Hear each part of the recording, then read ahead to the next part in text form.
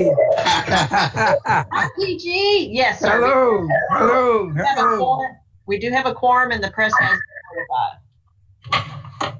Jeremy, do you want to swear in the new board member? So we will have Lori Davis do that because it needs to be a notary, and I'm not actually a notary. But first, I think we have to wish our new member a happy birthday. Today is PG's birthday in addition to... How about that? How about that? Happy birthday, PG. Happy birthday, PG. Thank you very much. Thank you all very much. You're as old as I used to be. Great to have you back. Just being back with you guys is a birthday present to me. PG, you like a fine wine. You just keep getting better with time, baby. Wow. Thank you, guys. Okay, so just real quick, housekeeping. I know everyone probably gets sick of me saying this every time we get on here, but just a reminder, if you make a motion or a second, please state your name first. And then we're going to have Lori Davis swear PG in to the board. She is going to just read through the entirety and just ask you to state that you affirm that it is all correct. So I'll turn it over. Can you hear me? I think I do. What did he say I would have to do when you finish? Just state that it's all true. Okay, all right. I can do that. Okay. Okay. Can you hear me? Yes. Okay. Do you solemnly swear that you will support the Constitution of the United States and the Constitution of this Commonwealth, and be faithful and true to the Commonwealth of Kentucky so long as you continue to be a citizen thereof, and that you will faithfully execute to the best of your ability the office of Director of Kentucky Housing Corporation according to law? And do you further solemnly swear that the adoption of the present Constitution, you being a citizen of this state, have not fought a duel with a deadly weapon within this state nor out of it, nor have you sent or accepted a challenge to fight a duel with deadly weapons, nor have you acted as a second in carrying out a challenge, nor aided or assisted any person thus offending, so help you God.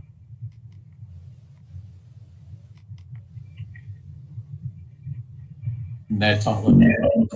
Hear me? That's all the oath. So can you just state that you do affirm all of that? You can't hear me? I said I do. Oh, okay. Okay. Thank you. Welcome back to the board. We are glad to have you. Thank you. Thank you. Happy to be back. Now we can move to the looking at the minutes from the meeting August 27th. If everyone has had time to look over those, we just need a motion to approve those.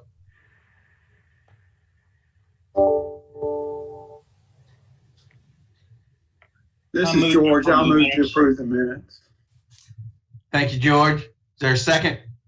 I'll second. Winston here. Any other discussion? If not, all in favor? Aye. Aye. Aye. Aye. Is there any opposed? All right, the motion carries. Tracy? So unfortunately for all of you, I am playing the role of Tracy Thurston today. Yeah, you're just getting it done today, Jeremy. Getting it done. That's right.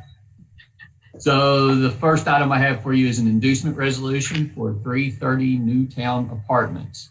The 330 Newtown project is requesting bond authority in the amount of $25 million. The project will consist of 208 newly constructed units located at 330 Newtown Pike, Lexington, Kentucky. And the project will serve families at or below 60% area median income. This is the inducement resolution. So following this, it will go before State Property and Building Commission, Capital Projects and Bond Oversight Committee. It will have a TEFRA hearing, and then once it's ready to close, it will come back to the board for a final approval to issue the bonds. Staff recommends approval of an inducement resolution. Did any board members, anybody have any questions for Jeremy about this? If not, is there a motion to approve? This is Jerry Yates. I'll make the motion to approve. Thank you, sir. Is there a second? Ms. Barry, I'll second that one. Any other discussion? All in favor? Aye. Any opposed? All right, the motion carries. Jeremy, I guess you got to be Tracy again. Yes, sir. So this one is a final resolution for overlook at Elkhorn Creek 3. The overlook at Elkhorn Creek 3 project was granted an inducement resolution on October 31st, 2019 for bond authority in the amount of $21 million. The project received a TEFRA hearing on August 13th, 2020, and it has also been presented to the State Property Building Commission as well as Capital Projects and Bond Oversight Committee of the Legislature. The project involves the new construction of 156 units serving households at or below 60% area median income. And it is located at Dove Drive in Georgetown, Kentucky. The exact address is yet to be determined. And staff does recommend approval of a final resolution for this deal. And this will authorize the actual issuance of bonds. Thank you, sir. Anybody have any questions for Jeremy on this? Seeing none, is there a motion to approve? I'll move to approve. Thank you, Winston. Is there a second? This is George. I'll second. Is there any other discussion? If not, all in favor? Aye. Aye. Is there any opposed? All right, that motion carries as well. Thanks, Jeremy. Thank you. Steve, I don't see your picture. I don't have everybody on the call. I don't believe he is on. What about, can Jim handle that or? Who? Yeah, Mr. Chairman, Yes. I have the script that Mr. Brunson was going to use, and I'm happy to stand in for him if that's acceptable to the board. Please. All right. Thank you, Mr. Chairman. Good afternoon again, everybody.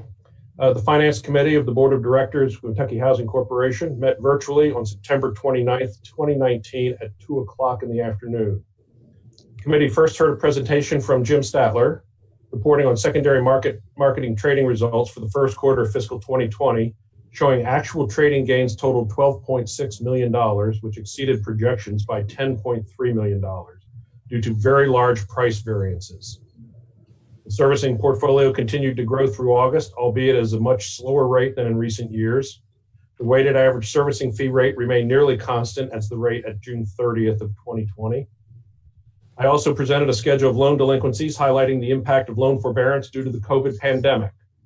The majority of borrowers impacted by COVID layoffs occurred in early spring, resulting as expected in an accumulation of delinquent loans at 90+ days delinquency.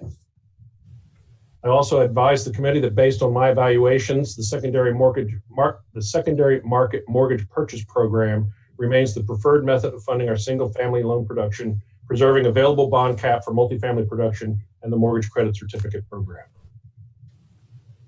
The committee was then presented with the fiscal June 30, 2020 audit report by Crow LLC partner Kristen McDonough and audit manager Amber Asher. Unfortunately, Ms. McDonough had a last-minute conflict, so I would like to introduce Amber Asher to review highlights of the audit report with the entire board at this time. The report was in the packet you received and will be scrolled on your screen during Amber's presentation. So Jeremy is also the driver of the screen, so he is really, he's really putting the multitasking in. Okay, Amber, you tell us, if you will, what page you're looking at, and then we'll track it down. Absolutely. Well, thank you for letting me come speak to the committee today. I'll be going over kind of a high level, like Jim mentioned. We went in depth with the financial statements with the committee, the finance committee, a few weeks ago. So I'll go over the financial statements high level with the committee today. I'm going to be starting on page 1 of the financial statements, which is going to be the independent auditor's report. That's right. So this is just our audit opinion, and so we issued an unmodified opinion, which short, it means that the financial statements are free from material misstatement. Then I want to go to page 4 of the financial statements, which is the start of the management's discussion and analysis. This committee might have heard many times before, but we just wanted to say that management does a really good job of capturing the financial structure within this MD&A. The MD&A goes into more detail of the significant financial results year over year. It's also a good way to get management's perspective of the corporation, as well as the challenges that they're facing coming up in the next few years. So we really wanted to draw the committee's attention to the MD&A. So kind of high level, kind of looking at those first 4 bullet points. The company's net position increased $3.4 million, primarily driven by the business type activities, which increased $38.9 million. Then the second bullet point, a single family loan portfolio increased $133.3 million during fiscal year 2020.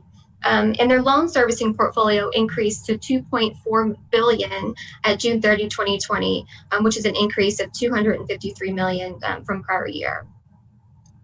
Then going down to the single family loan originations, at the end of the year, they totaled $534 million, which is a decrease of around $63 million from the previous year's record production level. And then the fourth bullet point here just kind of goes over the change in expenses as it relates to pension and the OPEB. So the expenses that they recognized during 2020 was $9.9 million, which is a sizable decrease of $7.5 million from prior year. I also want to note that within that fourth bullet point, you'll see that there was a $2 million provision that management recorded to the allowance, and it directly related to the COVID pandemic. And, we audited this updated estimate, and we thought that it was reasonable and consistent with, lenders within the area as well. Then I want to point to page 6 of the MD&A. So this is just year-over-year fluctuation of the statement and net position. So overall, the organization decreased in size from $980 million to total assets of $883.6 million. And this is primarily driven by the decrease in the single-family loans held by the organization. Then on page 7 page 7 is the statement of activities. High level here, you see that revenues year over year decreased slightly, but the program expenses also was down from prior year, and this was mostly driven by the hardest hit fund program as well as the bond finance loan programs. Then going down to page 12 of the MD&A, so this is going to be the financial outlook. So this is where management really goes into more discussion over the challenges that the corporation faces. And so kind of wanted to go through high level some of the things that we thought was, we wanted to bring up to the committee. The first is just the safety of their employees. With everyone, we want to make sure every organization is facing this as well, is just making sure that the employees feel safe. So working remote is typically what we've been seeing across all industries, is people working from home. And so this does increase, challenges for the corporation as far as IT, and making sure that their employees are safe, but also information and they're able to work is also being safe. Another concern that the corporation's facing is just liquidity concerns. And really, generally, it's more of a timing of liquidity to ensure that they're able to fund loans when they're being requested. So that's also a concern that the corporation does have. Credit quality is another concern. So, I think we're all this is the first time living in a pandemic like this, so we don't really know what the long-term effect is going to be, especially to borrowers. So I think credit quality for the corporation is definitely a concern because of the uncertainty of the economy. And so I think management did a great job of addressing this through their allowance and applying that $200 million provision this year to address that concern. Another concern as you read through this kind of financial outlook is just the low interest rate environment. So right now, home ownership is affordable. People are buying houses because of the low interest rate environment. But the concern is as we kind of go out of that low interest rate environment and start to entering into a higher interest rate environment, can the new homeowners still afford all the expenses as it relates to that new home as rates are starting to rise? So that is a concern for a lot of lenders. And you know, usually right now, because you're not seeing a lot of losses in the loan portfolio, the only way to address that is through the allowance and applying that qualitative factor like management has done as they address that $2 million provision this year. And then last but not least, the pension. I think the pension has been a big elephant in the room for the past several years. And although this year hasn't been too much of a challenge for our audit, given kind of the delay in allowing for corporations to determine if they want to exit or stay in the plan, it will become a challenge next year and kind of depending on how management responds to that and whether they're going to stay in the plan or to decide to exit the plan. So that's just high level, some of the things that we had pointed out in the financial outlook section. I wanted to stop there to see if anyone had any questions as I go into the remaining parts of the financial statements. Okay. Thanks so. Okay. Thanks. I will say that there was no new accounting standards that was adopted this year. GASB, like many organizations, did allow organizations to defer any adoption of new standards due to the pandemic. So there were no adoptions of standards, no implementations of standards during 2020 fiscal year. Then moving down to page 15. So this is just the statement of net position. Just wanted to point out high level just where the pension liability landed at year end. So the pension liability was $99 million as of 6/30/2020, and the OPEB liability landed at $15.6 million at the end of June 30th, 2020. And then we're going to skip down to all the way to page 51 of the financial statement. So there hasn't been no changes within the footnotes, but I did want to point out one change that management did add to note N, which is the contingency footnote. And so they expanded this footnote just to kind of respond to the risk around the pandemic and really just the uncertainty in the market. So just wanted to kind of point out that to the committee that management did add that footnote to address the uncertainty based on the pandemic overall. So just wanted to point that out to the committee. Then on page 60 of the financial statement, so this is just the report on compliance.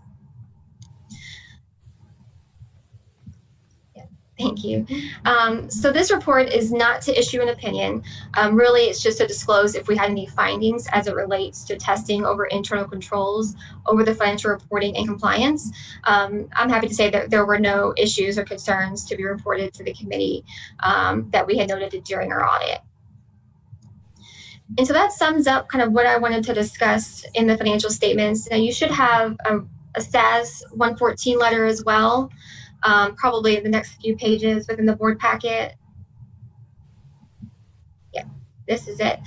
So this is just our required communication. And overall, we just wanted to note here that, there were no waived adjustments that we had noted during the period that management was required to at least waive or post. Nor were there any written management letter comments that we wanted to communicate to the committee. And there were no arguments or disagreements with management that we need to communicate to the committee as well. So that's just kind of what that letter kind of represents. And then overall, I just want to kind of give an update on the single audit. We are still in the process of performing our testing around the single audit. The major programs that we are testing this year are Section 8 housing choice vouchers, mortgage insurance home, the HALI program, as well as the very low to moderate income housing. We do test the hardest hit fund every year, and we've already communicated the preliminary results of that, which was an unqualified opinion, which is a clean opinion. We are in the process of still testing. One of the things in regards to the housing choice vouchers is management was given an extension to file the REACT report up until the end of October. So we are just waiting on that to be should be submitted, and we'll be able to perform testing around the reactor port. But as of right now, through our testing, we have not found any issues through any of the programs that we've tested thus far. And so that's kind of the end of my presentation. I do want to thank the KHC team, Jim, Kevin, Christina, for all the hard work. We have been working mainly virtually throughout this entire audit. So they've been very helpful throughout the whole process. And so I want to thank the management team for that as well. Thank you, Amber. You're welcome. But you never have to thank Jim Statler. We know he does work hard. Yes. Cross-eyed bear. Jim, you got anything else you want to talk about there? Anybody have any questions, comments? Yeah, are there any questions or comments? And not that I can answer them, but I'd be happy to defer to Amber. And if not, then the committee also met with Crow representatives with management not present to determine if there were any issues or concerns needing to be addressed. And since I wasn't there, I don't know what was discussed. And if any committee members wish to share that with the board, with the full board, this would be the point to do it. Any committee members have anything that needed to be shared from that? I don't think so, other than to thank Jim and his team for another wonderful audit and all the hard work that they've put into it this year. Thank you, Tammy. I appreciate that. All right, then at this time, the chair of the Finance Committee would make a motion to the Board of Directors, and I'm not sure that it's my place to do that on behalf of the committee. So the committee members if there was a committee member here that would like to then make a motion that the Board of Directors accept the fiscal 2020 audit report, this would be the point where we do that. This is Tammy. I'm happy to do that, to make a motion to accept the audit report. Thank you, Tammy. Is there a second? Yes, I couldn't get unmuted. I'll second that. Thanks. This is George. Is there any other discussion? If not, all in favor? Aye. Aye. Aye. Is there any opposed? Thanks. Thank you, everybody. Mr. Chairman, this is the conclusion of the Finance Committee report. Thank you. Thank you there, Mr. Statler. I guess you're still up, though. Yes. And I will be brief because there's a really nice report coming after me to discuss a lot of the activities that we're doing in light of COVID and CARES and all that other rot. But I'd like to just update the board just a little bit on some of the stuff that's been happening. Since Derek Van Meter has left, everybody's working a lot harder, including myself, trying to cover all the bases. And I think so far we've done a pretty good job of it. We have a big report that has to be filed with the MBA tomorrow that I think will get done in time. But it's been a labor, and I'd like to commend my staff in absentia for all the extra work they put in place to accommodate the fact that Derek's no longer with us. I never thought he was that important personally, but I guess he was. Repeat that. Okay, if you look at the first section on this chart that's up on your screen now, the big highlight year to date has been the secondary marketing gains, and that's just a continuation of what's been going on for almost 2 years now. That the derivatives builders and the really smart guys in New York just really love our Ginnie Mae pool paper. And through August 31st, which is Saturday, we will have recorded $16.15 million in secondary marketing gains against a plan through October 31st of only $2.9 million. And so we're going to be $13.2 million ahead of plan just through the first 4 months of the fiscal year. And if you follow the next three columns down to the three lines below that, you can see where that volume or where that variance or how it was created. And $990,000 of the variance was accomplished by having more volume, $49.5 million in loan production. And $11.5 million of that is because of the really incredible pricing we're getting on delivering our pools. We go into every year planning on making 2 points on the pools we're going to sell. That's the goal of the program. And instead, we are selling and making almost 8.25 points on our pools. So for every $1 million in pools, we're getting $82,000 of profit. That's a 6.25% over what the plan called for, and that created an $11.5 million positive variance.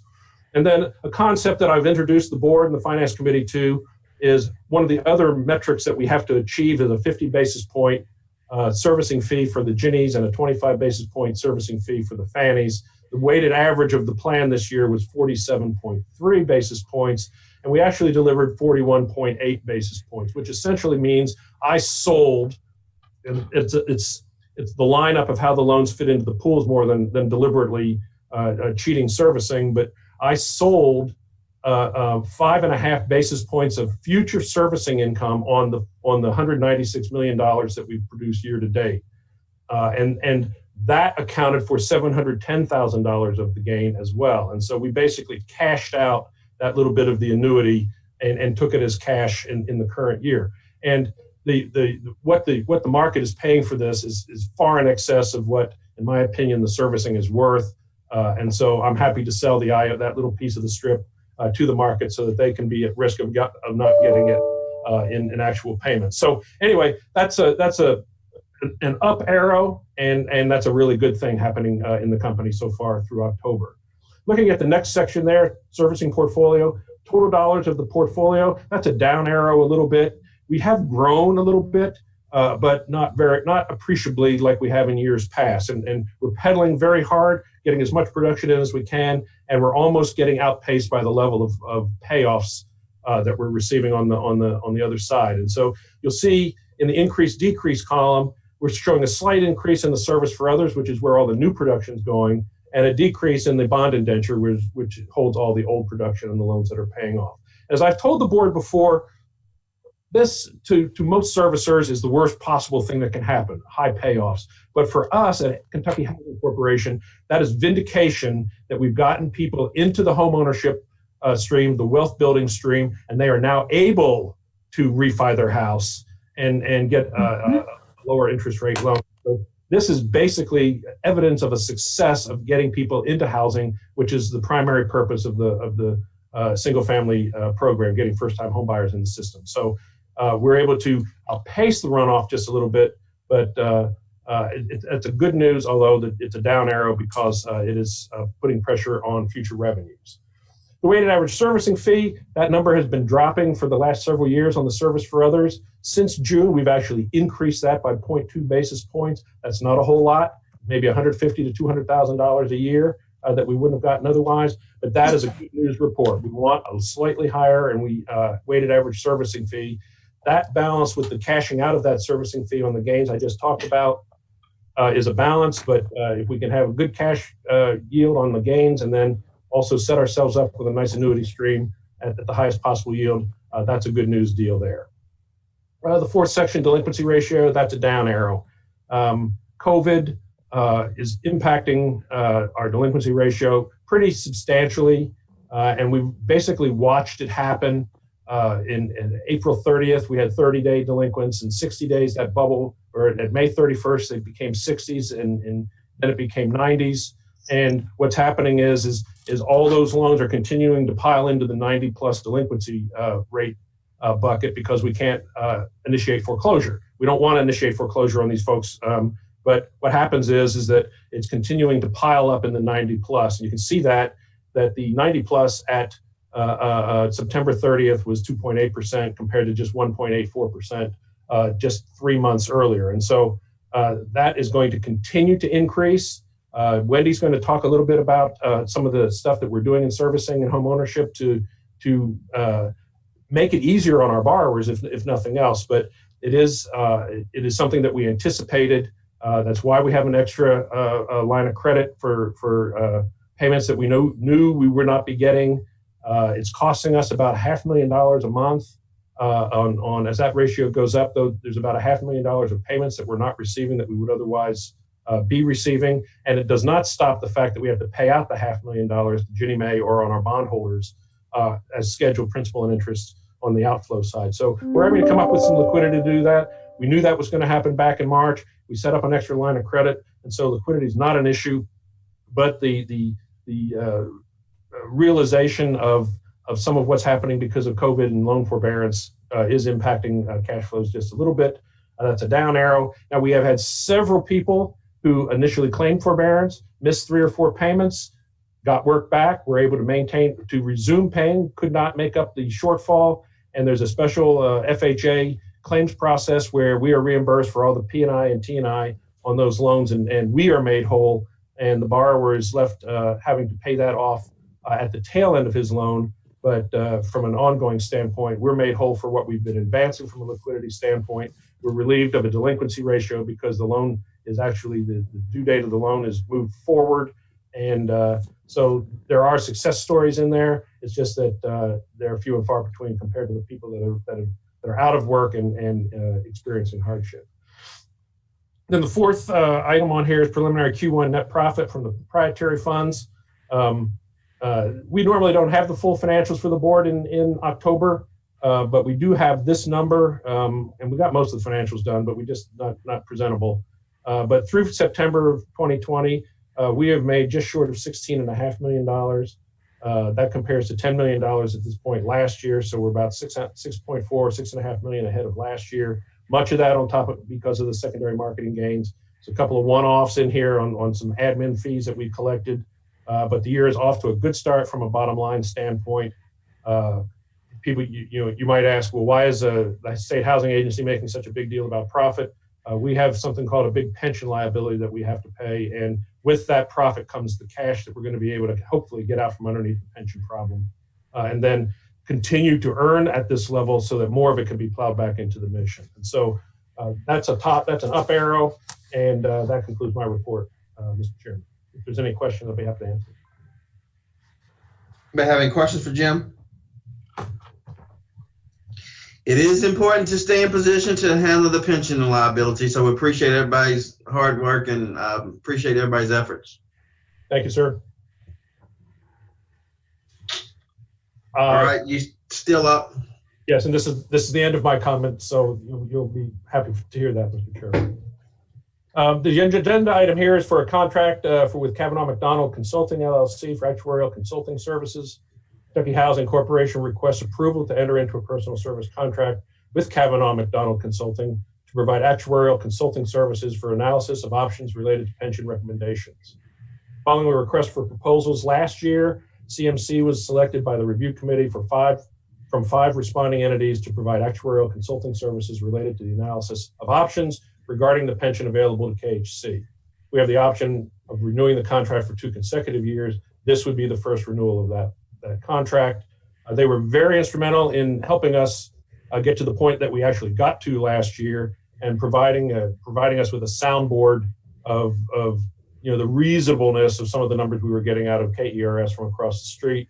And I would definitely recommend that we recontract with them for this run at getting rid of the pension, and recommend approval by the board of this contract, $65,000. Does anybody have any questions for Jim on this? If not, is there a motion to approve? Move to approve. Winston. Thank you, sir. Is there a second? Second, this is Katie. Thank you, Katie. Is there any other discussion? If not, all in favor? Aye. Aye. Any opposed? All right, that motion carries. That concludes my piece of the agenda, sir. Thank you there, Mr. Statler. Moving right along, Mary Beth. Good afternoon, everyone, and thank you for allowing me to provide an update on tenant assistance programs. Jeremy, if you don't mind to go to the next slide. Tenant assistance programs is one department with 2 distinct primary programs. One is our project-based contract administration program, or PBCA, in which KHC is under contract with HUD to ensure owners and agents of 369 multifamily properties across the Commonwealth are in compliance. Among other things, for PBCA, staff review and approve over $11 million in housing assistance payments each month for over 22,000 tenants residing in these properties. Our other primary program is the Section 8 Housing Choice Voucher Program, or HCV, and this is going to be our focus today. Next slide, please. Thank you, Jeremy. Although assisting fewer tenants than the PBCA program, the HCV program does make a big impact in Kentucky. KHC administers the HCV program in 87 of Kentucky's 120 counties, most often where there is not a local public housing agency. We assist about 4,600 households each month, allowing them to better afford their monthly rent. As part of the HCV program, HCV staff review and approve approximately $2 million in housing assistance payments each month, which is sent directly to private owners or property management agents. And KHC has designed our HCV program to focus on several at-risk populations. Examples are disabled, elderly, veterans, Dollar House residents, which, as a reminder, are single-parent students, and recovery center residents. So in short, the voucher enables a family to maintain stable housing and reduces both the risk of eviction and homelessness. The HCV program does have its challenges. Most namely is the continued chronic underfunding of administrative costs by HUD. Currently, we receive only 76% of our actual cost in admin fees. And as a result, KHC has had to financially subsidize the HCV program each year, sometimes by as much as $1 million. To address this underfunding over the years, we have reevaluated and reduced cost. Examples include that we previously had 3 regional offices. We've closed 2 of those offices and now maintain 1 central location in Frankfort. We've also reviewed process efficiencies, staffing levels, and were able to create over $300,000 in savings. And we were able to do this while maintaining a high performer CMAP rating from HUD. And as a reminder, CMAP is the Section 8 Management Assessment Program and is HCV's annual performance rating from HUD. Rating options are high performer, standard, or troubled. But even with the consistent revamping, the ongoing financial challenges led us to outsource the day-to-day administration of the HCV program. In August 2018, we transitioned the program to an external vendor. And we had previously thought the decision to outsource was going to be the most difficult part, but found out that that was not the case. In June 2019, we terminated our contract with the vendor only 10 months into a 2-year contract, and we reestablished the program in-house. And we took this as an opportunity to do a complete reset of the program. And as I mentioned before, we received that annual performance rating from HUD. And not long after returning the program in-house for the first time in KHC history, the HCV program was designated as a troubled performer for fiscal year 2019. So in 10 months, we went from a high performer to a troubled agency. The HCV team regrouped and we focused on a massive backlog of work left by the vendor. We were constantly prioritizing and reprioritizing our processes, again, our staffing levels, and our program performance, including our budget. It didn't always feel like it, but we were making great progress. And now, the good news, I'm happy to report that our fiscal year 2020 actuals show no budget gap. KHC did not need to subsidize the program as in previous years. And just last week, we received our annual CMAP performance rating for fiscal year 2020 from HUD, and we were designated as standard. So we've been able to shake that prior troubled status.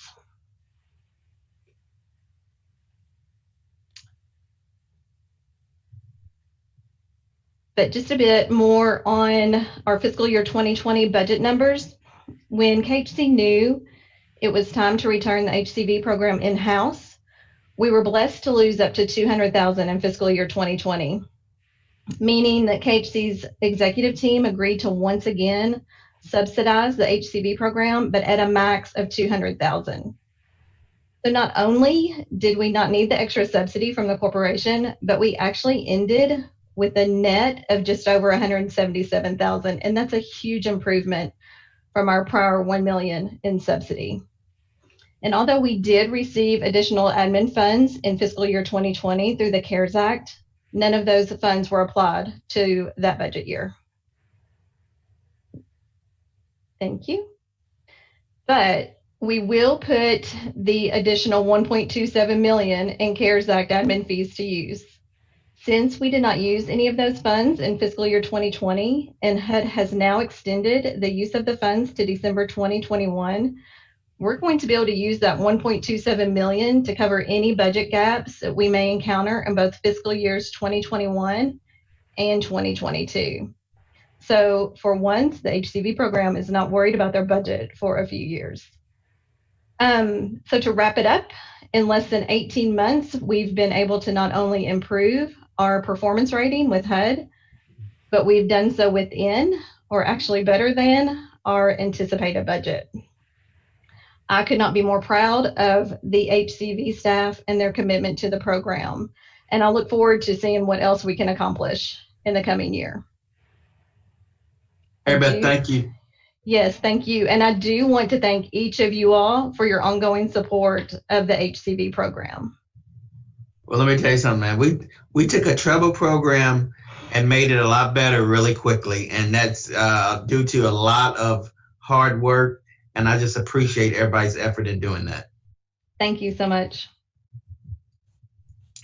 Chairman, this is Wendy. I just want to say that this is really quite a turnaround story. It crashed pretty quickly with our vendor, and Yes, although we had a 2-year contract, we terminated that in less than a year. And Mary Beth and her managers and her line level staff, and you all don't know how many people we had to beg to come back, to come out of retirement and work part-time for us. And Mary Beth is the kind of leader who, even though she had to lay off some staff, they were willing to come back when we pulled the program back. And I think that says a lot about her. It says a lot about KHC. And we are just tickled to have the program on sound footing. And her team is doing a lot to collaborate with our homelessness providers to try to connect the dots more. So it's only going to get better. Let me tell you, that definitely says a lot about her leadership. And Mary Beth, like I said, I just say thank you and thank you to your team, because let me tell you something. I challenge Lisa and Wendy to get this fixed. And You know what? we got it fixed, and I just appreciate everybody's efforts. We did, and thank you very much. It was definitely a challenge, but we've pulled it off. All right, Wendy.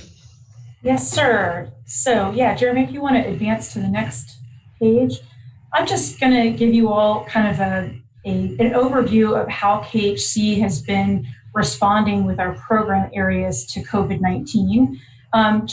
If I were a board member, I'd want to know, what is the corporation doing to help the Commonwealth? And so I thought I would just give you an update. We're certainly not done. There's lots of need across the Commonwealth, but I wanted to give you a sense of how my departments, but also Jim's departments and Jeremy's multifamily department are responding. This is not comprehensive, but it's meant to give you kind of a sampling of some key things that we're doing. Go to the next slide. So there's 3 areas that we're helping in right now. One is with homeowners, one is with renters, and then with our development partners. So for homeowners, there's kind of 2 key ways that Jim's single family programs department, which is where we generate our loans, as well as the loan servicing department, are working with homeowners. We're helping our borrowers, and we also have reinstated the unemployment bridge program. Next slide. So Jim's loan servicing staff have been doing quite a bit with our current borrowers, so folks who have a home loan from KHC who've been impacted by COVID-19. They have talked and worked with over 1,900 borrowers who were impacted, worried, and wanted to talk to our loan servicing team about what to do about their mortgage. Of those, a little over 1,300 ended up going into forbearance agreements. This represents about 4.5% of our overall loan portfolio. And of those, 62 have exited forbearance, meaning they're able to resume their payments. So forbearance, as most of you will probably know, is you're basically pausing your payments and adding them to the end of your loan. We are doing all the proper reporting to make sure that borrowers don't end up with negative impacts on their credit scores. We don't want them harmed by this. A lot of what's happening now is nobody's fault, in terms of individual responsibility for what might be happening to them. Several of our borrowers we also connected to the Unemployment Bridge program. I'll talk about that in just a second. And I will say that the loan servicing staff is seeing kind of an uptick in calls about forbearance lately. And some of that has to do with the enhanced unemployment expiring, and folks, starting to have some financial issues. So they're seeing about 40 new requests per week around this. And Jim, I don't know if you wanted to say anything before I move on. No, Wendy, the uptick, we've seen it in both the delinquency ratio recently and also the call levels. People are running out of money, and they had tremendous stimulus early on, and they also may have had some financial reserves, and they're out of money, and so they're good people. They want to make their loan payments. They don't have the money, and so we're standing by and providing forbearance that is necessary to keep them in the house and bridge them over until they can get their financial feet back underneath them. Yeah. So similarly, we dusted off a program that was actually funded through Treasury after the 2008 recession. It's called the Unemployment Bridge Program. We had some funds left over, and Treasury allowed us to stand it back up. This offers direct mortgage payment assistance for a homeowner that's lost income or employment. The maximum assistance is we can help you with your mortgage for 6 months or $10,000. Again, these are kind of old dollars that Treasury let us kind of refresh and put back into use. The need has been diminished because folks got stimulus payments or the enhanced unemployment. So far, we've had about 57 borrowers get assistance, and we have another 84 in the pipeline, which again speaks to folks are starting to run out of money and wanting this help now. We do, just because of the timing of the dollars with Treasury, we will close the window in mid-November, and I wanted y'all to have the link in case you did want to connect anyone to that program. So that's homeowners. If we think about renters, there are a couple key ways we are assisting Kentucky renters. Our Section 8 rental programs are doing some things. We are administering for the Governor's Office and the Finance Cabinet, the Healthy at Home Eviction Relief Fund, and we got some CARES Act Emergency Solutions Grant funding, and I'll touch on those briefly. So our Section 8 programs, which are the two departments that Mary Beth Smith, who just presented, that she oversees, they've done a handful of things. So the main thing is to make sure that tenants and landlords know that if a tenant has lost income, because a lot of our Section 8 tenants work and they pay 30% of their income toward housing, if they've lost employment, then they should pay less, and our rent assistance should cover more of the rent. And so we have done e-blasts. We actually did robocalls out to tenants and landlords, and we've sent letters to make sure they know, like, if you've lost income, don't apply to Team Kentucky or the Healthy at Home Fund. Call us so we can readjust your rent assistance. We're allowing our tenants a little more time to report a lost income. Usually they have to do it within like 10 or 15 days. We're giving them a little more time to do that. We also have been processing on HUD's behalf some special payments for property owners who had to spend money during COVID-19, either to set up a remote office, to make the rental management office safe for tenants to come in and make rent payments, things like that. Next slide, Jeremy. We are right knee deep in administering the Healthy at Home Eviction Relief Fund. Again, we were asked by the governor's office to help design this and get it going. We started talking in mid-August and it launched in September, early September. Governor Beshear dedicated $15 million in CARES Act, their coronavirus relief funds, pretty flexible dollars to prevent evictions. This covers 119 counties, so everywhere but Jefferson County, because they got these dollars directly. And it requires that the tenant and the landlord both apply. Go to the next slide, Jeremy. So as of a couple days ago, and the numbers change all the time, we had received almost 5,700 applications from tenants. Some of these end up being duplicates because folks have trouble applying. So you can't take that number. We won't know till the end how many individual discrete applications we've really received. About 4,170 were complete tenant applications, meaning they're ready for us to process, get a little more paperwork and determine if we can approve them. The average payment that we're sending out is around $3,600 per tenant. And again, as of last week, we sent out 652 payments on behalf of 652 tenants, totaling $2.4 million. That number has changed. Every week it grows because we've added a bunch of temporary staff and KHC staff to the process. And as of a few days ago, we were up to $3.2 million in total payments for 862 tenants. I can tell you that the number of tenants we will assist this week will get us well over 900. I just pulled that report, but again, it changes every day because we're processing every single day. We have to get the dollars out by the end of the calendar year.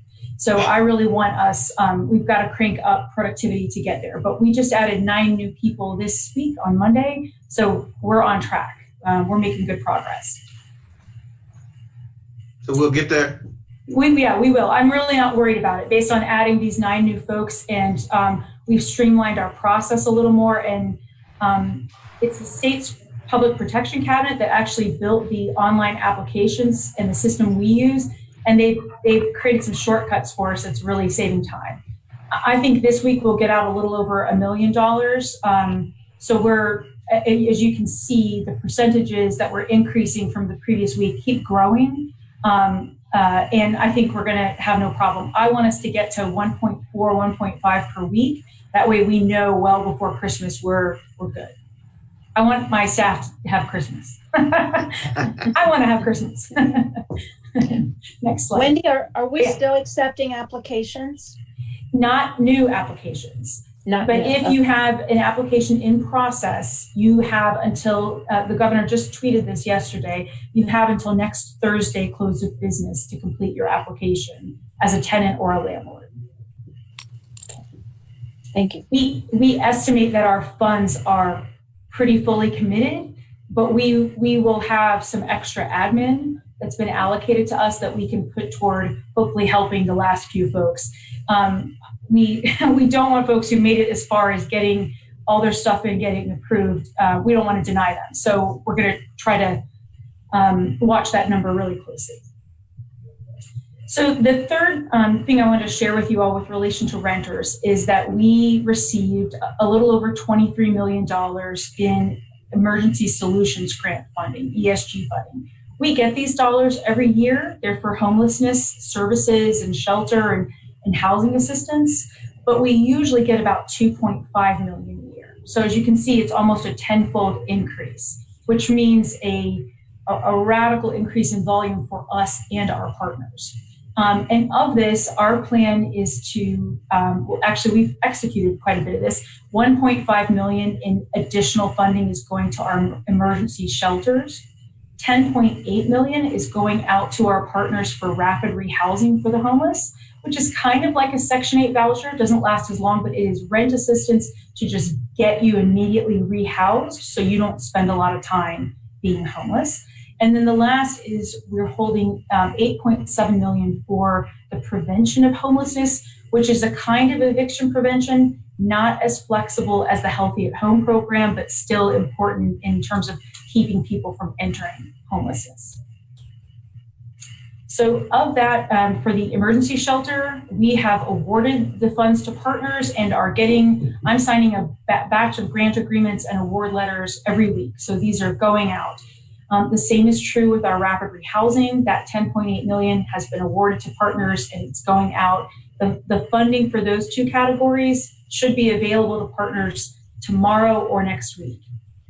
For our prevention of homelessness or eviction prevention, we decided to award $1.6 million to partners so they could deal with folks who are couch surfing, who are, despite the current moratorium on evictions, are not covered by that and might experience eviction. So we've gotten those grant agreements out. We are currently holding a little over $7 million to administer eviction prevention similar to the Healthy at Home, and we may even use that system to do it. And the last category in how we're responding is with our partners. So nonprofit and for-profit partners across the state have asked for flexibility, for waivers, all kinds of ways for us to help them get through the pandemic. I'm only going to highlight two key things. You can go to the next slide, Jeremy, thanks. So one is with our nonprofits across the state who do home repair or build single-family homes for low-income buyers. They basically came to us and said, we're seeing construction costs just escalate. Materials and labor, it's going through the roof. We're hearing this from our multifamily developers too. And so what we've done is we've done a 1-year waiver on our subsidy limits. And you can see those listed here. For development, we've lifted it from $25,000 to $35,000 as a subsidy for the development. And for home repair for existing owners, we lifted it from $15,000 to $20,000. It was easy to say yes to that. And the other thing I want to share with you is just what we decided to do with some upcoming funding rounds that are of particular interest to nonprofits across the state. We decided to do 3 funding rounds simultaneously because they use a lot of the same funds, our home funds, the State Affordable Housing Trust Fund. And by doing these concurrently, what it will allow us to do is to get a sense of the demand across the different categories. Who wants to do small multifamily development? Who wants to do single family home development?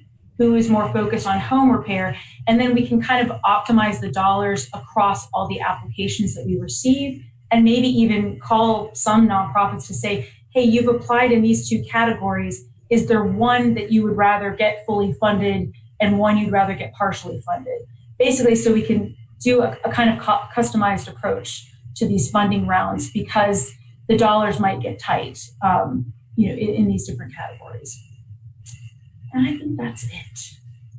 I'm happy to answer any questions that you all have. I just wanted to share with you a handful of the ways that we feel like we're meeting the needs of Kentuckians and our partners.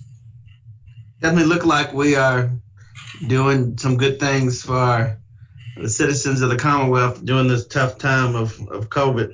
So yeah, man, this is definitely a great update there. Thanks. Anybody have any questions, comments?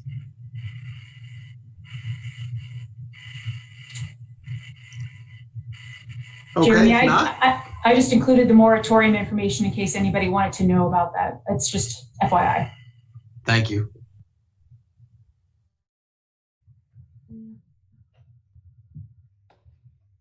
So I apologize to everyone. We had a little Zoom conflict there for a moment. Yeah, Jeremy, I think we need you to stay legal. We'll need you to go to IT, okay, man? Yeah, I already let everybody know I was withdrawing my name from consideration for that. So everyone's back but PG, and we picked up Steve at this point. So we do have a quorum. Everyone's back in except for PG. If we want to go ahead and proceed, I believe that Mr. Jacobs attempted to text PG. Yeah, I texted him. Hopefully he'll Wendy, if you could just continue. Sure. So I have the next item in your packet, which is agenda item number 12, begins on page 118. And this is I'm seeking authorization for KHC to enter into a personal service contract with Millennium Learning Concepts, LLC. This is a Lexington-based consulting firm that focuses on diversity, equity, and inclusion.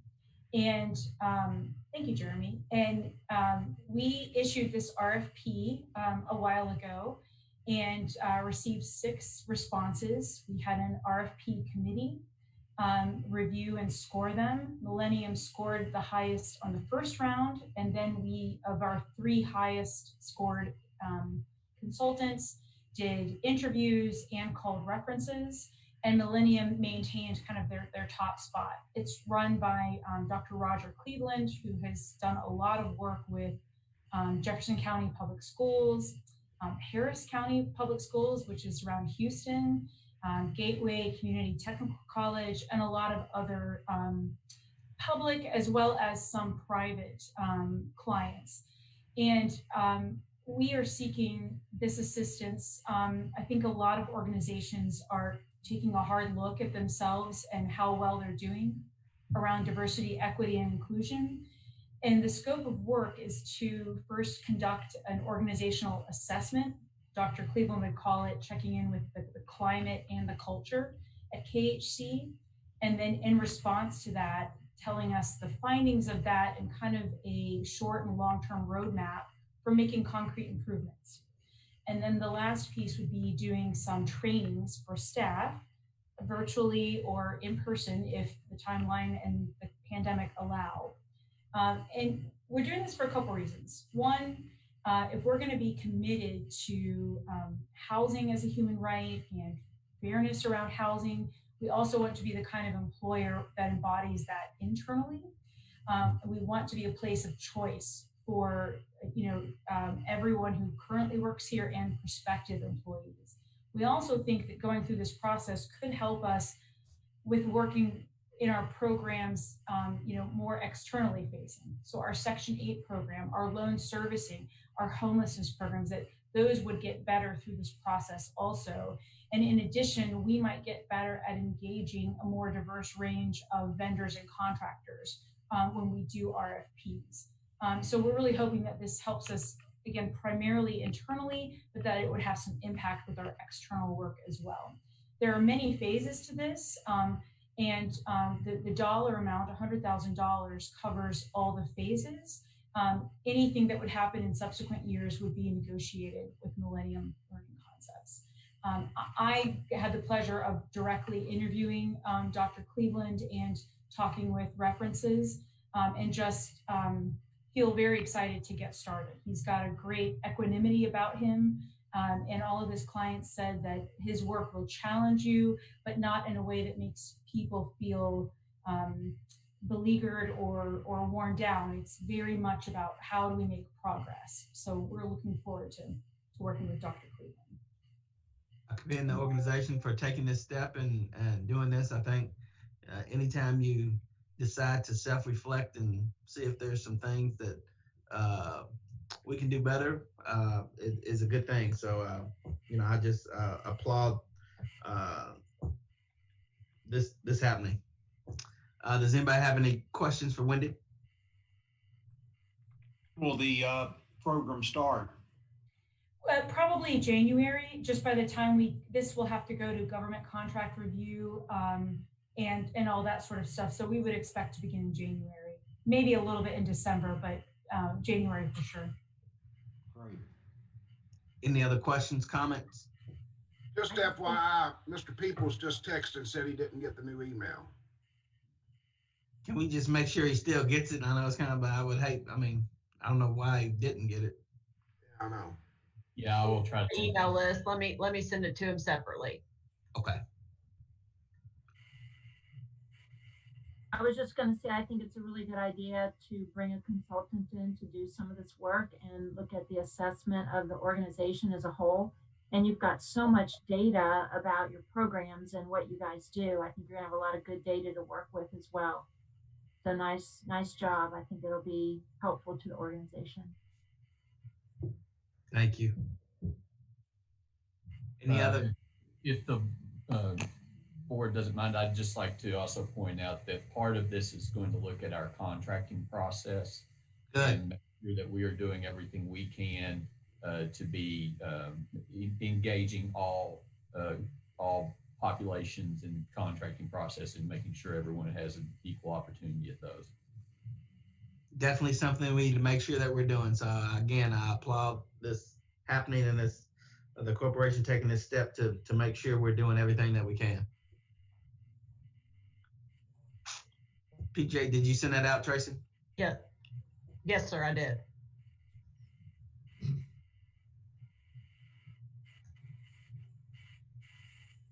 Kind of want to try to wait. This is something that PJ's been involved in a lot, so I was going to see if he had any comments or questions. I was trying to wait to make sure if he was able to get back on that they would be heard before the vote.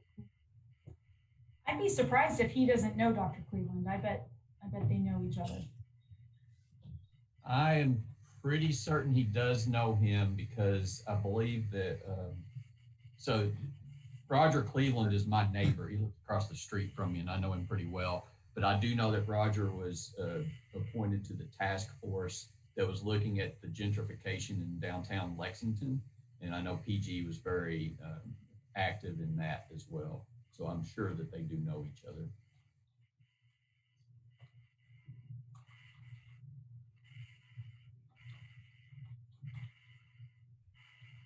Well, just I'll be conscious of everybody else's time too as well. So, but there's no other questions, comments. Is there a motion to approve? Move to approve.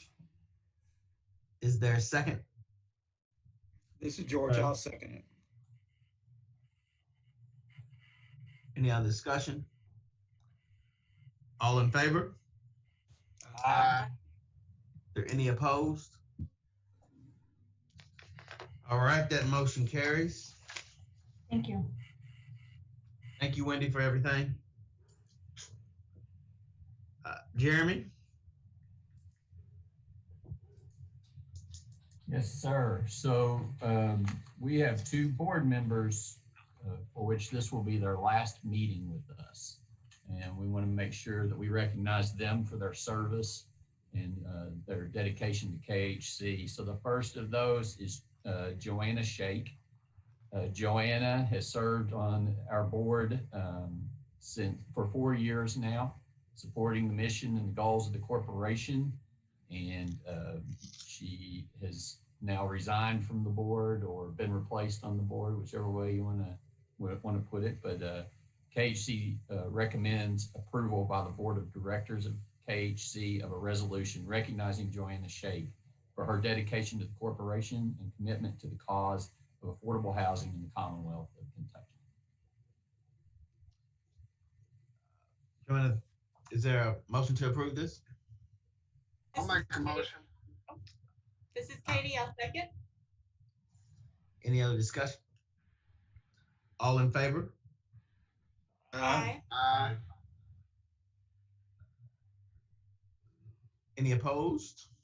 A motion carries. Joanna, I just personally want to thank you. I mean, you've always brought professionalism and appreciate your service, and definitely the time that you put in has definitely made the corporation better. So thank you. And our second board member is Tammy Weidinger. Tammy has served on our board for 4 years as well and has supported our mission and our goals. And so KHC staff does recommend approval by the Board of Directors of Kentucky Housing Corporation of a resolution recognizing Tammy Weidinger for her dedication to the corporation and commitment to the cause of affordable housing in the Commonwealth of Kentucky. And I don't know if everyone is aware, but I did recently see a notification that I believe Tammy is retiring from the Brighton Center. Is that correct, Tammy? Yeah. And for anyone who may not know, the Brighton Center is a very impactful agency, not only in Northern Kentucky, but has done services throughout the Commonwealth. And Tammy has been the CEO there for a number of years now and led that organization to a high level of success in certainly has a career worth recognizing and is owed some gratitude by the Commonwealth of Kentucky for all of her service at the Brighton Center as well. Can I get a motion to approve? So moved. Second? Can I get a second? I'll second it then, Barry. Thank you. All in favor? Aye. Thank you. Tammy, you have challenged this corporation in many ways, and you brought a lot of thoughtful comments and just appreciate the time and the effort that you have put on this corporation's board, but also just for your career, the time and effort that you put in. There's many Kentuckians that are better off because of what you've done, and we just want to say thank you, and that we really do appreciate it, and we wish you good luck as you move into the next stage of your retired life. Thank you. I appreciate that. It's been an honor to serve and to get to know all of you. Thank you. Jeremy, Wendy, do we have any more informational items? Yes, sir. No? Is Jim still out here? Does he have anything else he wants to say? Always got something to say, but not at this time, sir. All right, well, if not, is there a motion for us to adjourn? So moved. Motion. Thanks, Winston. I thought we'd be here the rest of the weekend. Everybody have a good weekend. Thank you. Thank you, everyone. Sorry again for the difficulties. No worries.